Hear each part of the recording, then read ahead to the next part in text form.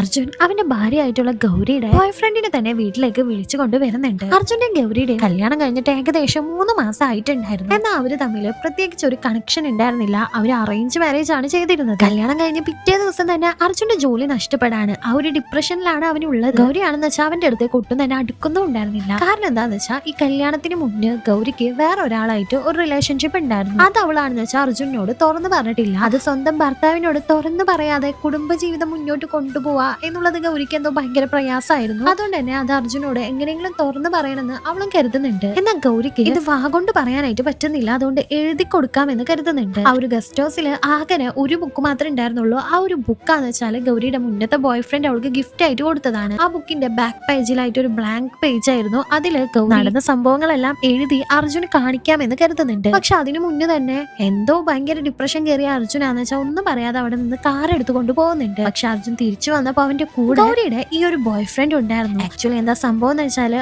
അർജുനും ഈ ഒരു ബോയ് ഫ്രണ്ട് ആയിട്ടുള്ള സൂര്യയും ഒരു ക്ലാസ്സിലാണ് പഠിച്ചത്. ഗൗരിയും ആ ഒരു കോളേജിൽ തന്നെയാണ് പഠിച്ചതെങ്കിൽ ഇവരുടെ ജൂനിയർ ആയിരുന്നു. അതുകൊണ്ട് തന്നെ സൂര്യയും ഗൗരിയും തമ്മിൽ ഇഷ്ടത്തിലാണ് എന്നുള്ള ആ ഒരു കാര്യം അർജുന് അറിയില്ലായിരുന്നു. ആ ബുക്ക് അറിയാതെ സൂര്യയുടെ കൈ കിട്ടുന്നുണ്ട്. അവനപ്പോ ഗൗരി എഴുതിയ ആ ഒരു സംഭവങ്ങളെല്ലാം വായിക്കാണ്. അത് അർജുന് കിട്ടാതിരിക്കാൻ വേണ്ടി അവനത് കീറി അവന്റെ പോക്കറ്റിലായിട്ട് വെക്കുന്നുണ്ട്. എന്തിനായിരിക്കും അർജുൻ ഇപ്പോ ഇവരുടെ അടുത്തേക്ക് വന്നിട്ടുണ്ടാവും? അവന്റെ ഉദ്ദേശം എന്താണ് എന്നെല്ലാം അറിയാനായിട്ട് ഈ ഒരു മൂവിയുടെ ഫുൾ പാർട്ടി കാണാൻ താഴെയുള്ള പ്ലേ ബട്ടൺ ഒന്ന് ക്ലിക്ക് ചെയ്താൽ മതി.